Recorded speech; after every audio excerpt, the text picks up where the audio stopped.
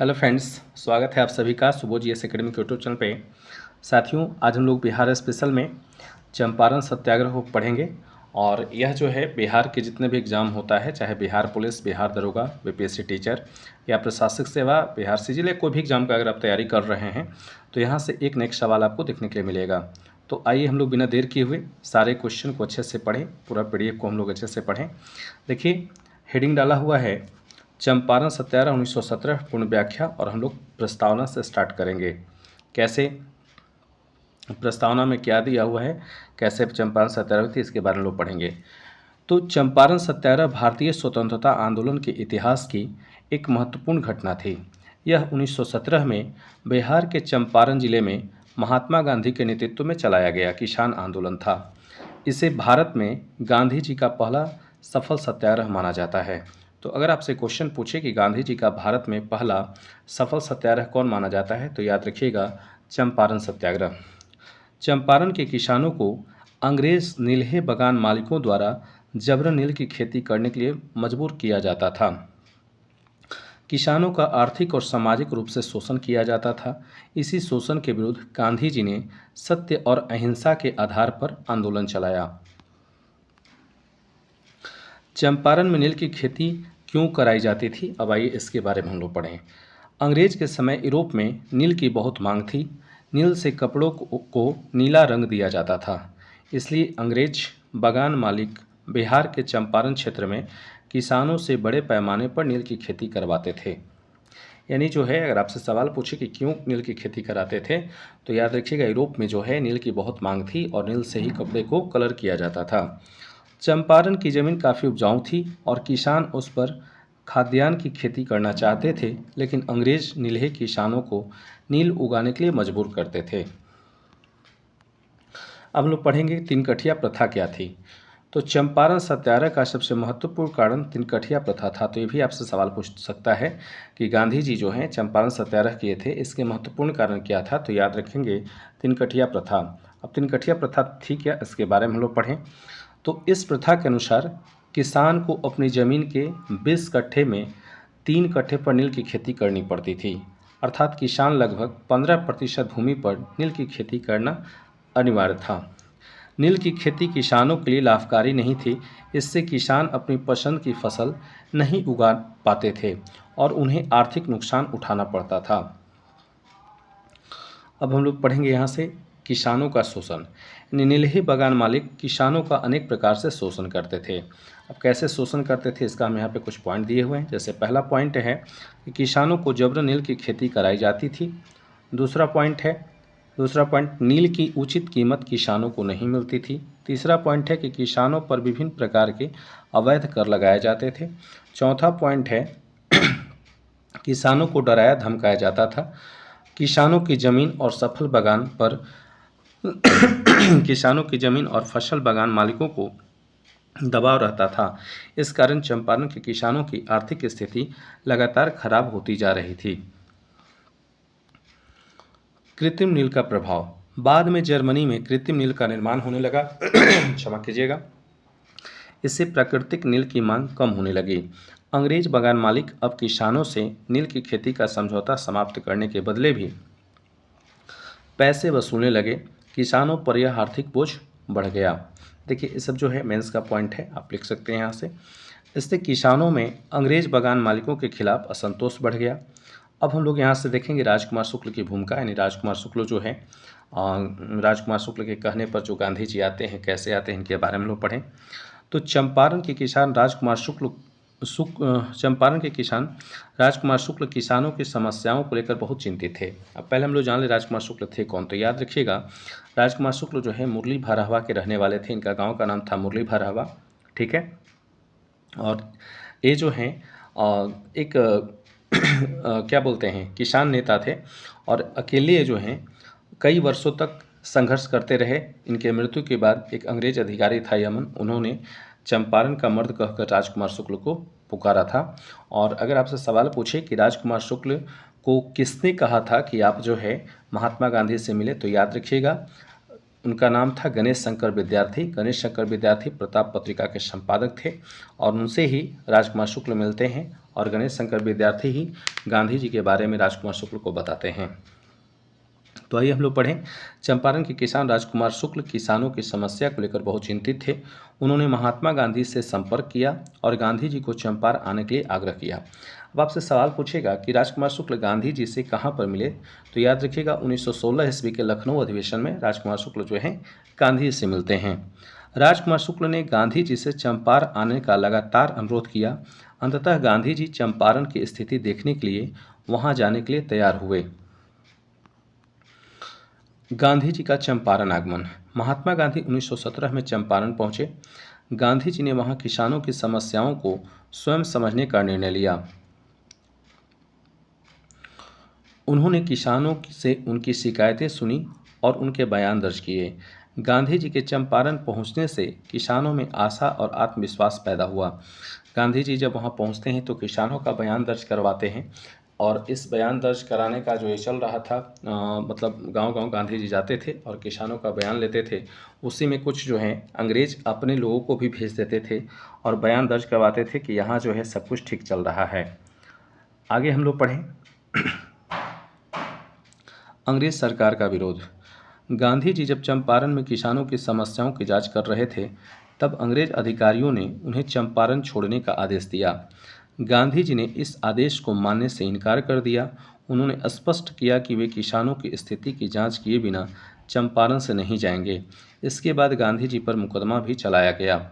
तो होता क्या है, गांधी जी को अंग्रेज अधिकारियों के द्वारा जो है चंपारण छोड़ने के लिए कहा जाता है, लेकिन गांधी जी नहीं जाते हैं और वो अपनी स्पष्ट कर देते हैं कि मैं जब तक यहाँ की समस्या को नहीं जान लूँगा तब तक मैं यहाँ से नहीं जाऊँगा। यह घटना किसानों के लिए बहुत महत्वपूर्ण थी, क्योंकि पहली बार उन्हें लगा कि कोई नेता उनके साथ खड़ा है। अब हम लोग पढ़ेंगे सत्याग्रह की शुरुआत कैसे हुई, कहाँ से हुई। तो गांधी जी ने किसानों की समस्याओं का शांतिपूर्ण तरीके से समाधान करने के लिए सत्याग्रह और अहिंसा का रास्ता अपनाया। उन्होंने किसानों को हिंसा से दूर रहने और सत्य के मार्ग पर चलने की प्रेरणा दी। गांधी जी ने बड़ी संख्या में किसानों के बयान दर्ज करवाए और उनकी शोषण से संबंधित तथ्य एकत्रित किए। इससे अंग्रेज सरकार पर दबाव बढ़ने लगा।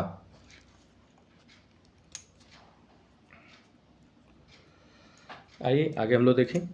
हम लोग पढ़ेंगे चंपारण जांच समिति। यानी चंपारण जांच समिति जो है कैसे गठित हुई, इसके बारे में हम लोग पढ़ेंगे।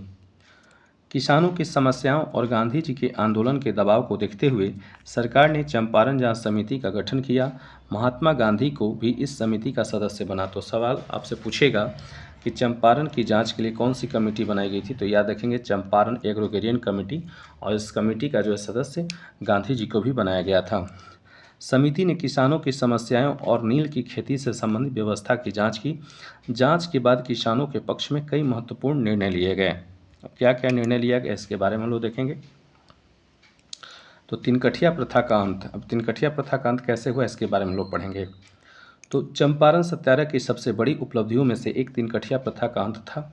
किसानों को जबरन नील की खेती करने की व्यवस्था को समाप्त करने की दिशा में महत्वपूर्ण कदम उठाए गए।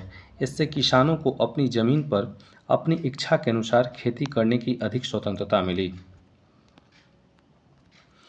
गांधी जी के रचनात्मक कार्य। चंपारण में गांधी जी ने केवल किसानों के आर्थिक अधिकारों के लिए संघर्ष नहीं किया, बल्कि सामाजिक सुधार पर भी ध्यान दिया।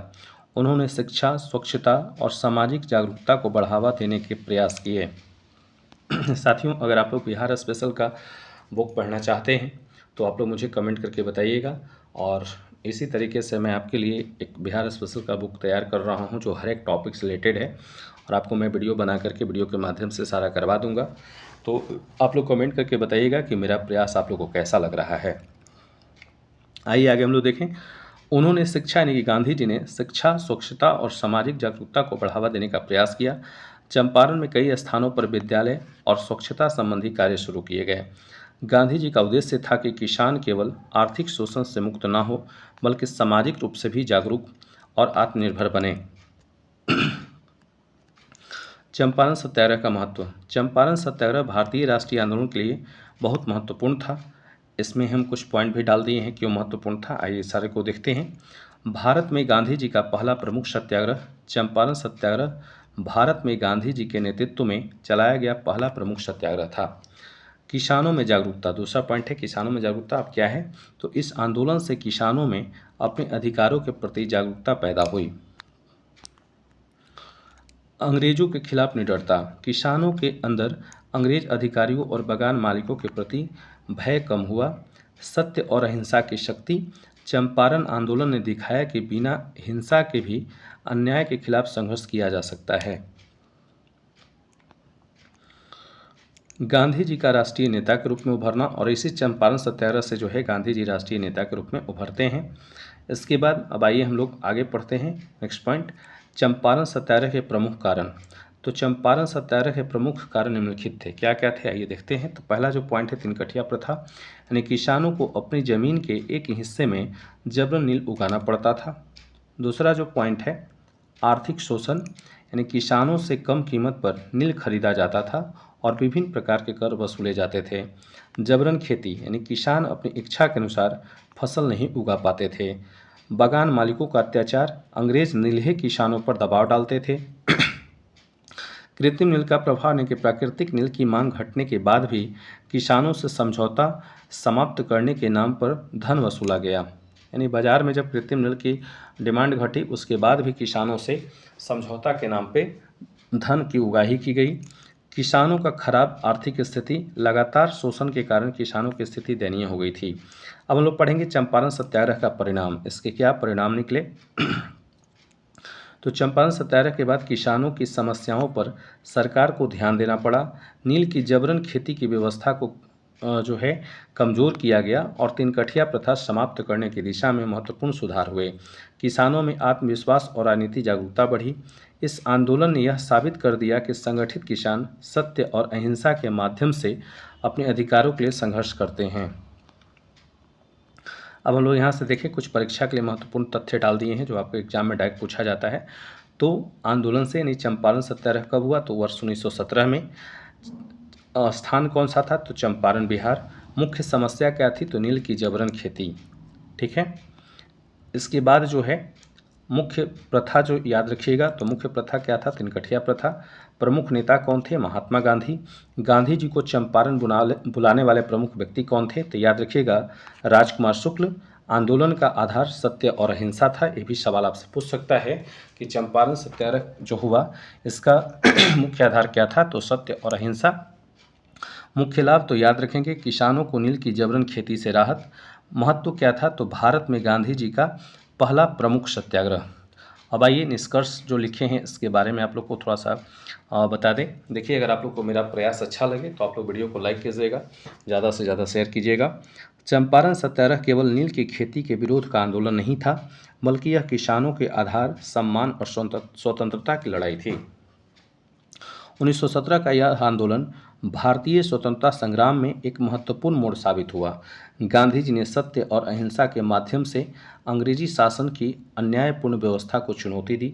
चंपारण के किसानों ने यह दिखाया कि यदि जनता संगठित होकर अन्याय के खिलाफ शांतिपूर्ण तरीके से आवाज़ उठाए तो बड़े से बड़े अत्याचार का सामना किया जा सकता है। इसी कारण चंपारण सत्याग्रह को भारतीय स्वतंत्रता आंदोलन में गांधीवादी सत्याग्रह के महत्वपूर्ण शुरुआत माना जाता है।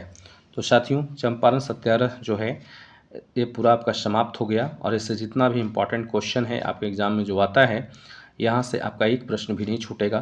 तो मैं उम्मीद करता हूँ कि आप लोग को मेरा प्रयास अच्छा लगा होगा, और आप लोग वीडियो को ज़्यादा से ज़्यादा शेयर कीजिएगा, लाइक कीजिएगा, और आप लोग कमेंट में ये बताइएगा कि चंपारण सत्याग्रह के दौरान राजकुमार शुक्ल जब गांधी जी से मिले थे, यानी कि गांधी जी को बिहार आने के लिए जब आमंत्रण दिए थे, उस समय राजकुमार शुक्ल किसके अंडर में काम करते थे। इस क्वेश्चन का जवाब आप लोग मुझे कमेंट बॉक्स में दीजिएगा। तो चलिए, नेक्स्ट टॉपिक बहुत जल्द आप लोग के लिए मैं अपलोड कर दूंगा। धन्यवाद।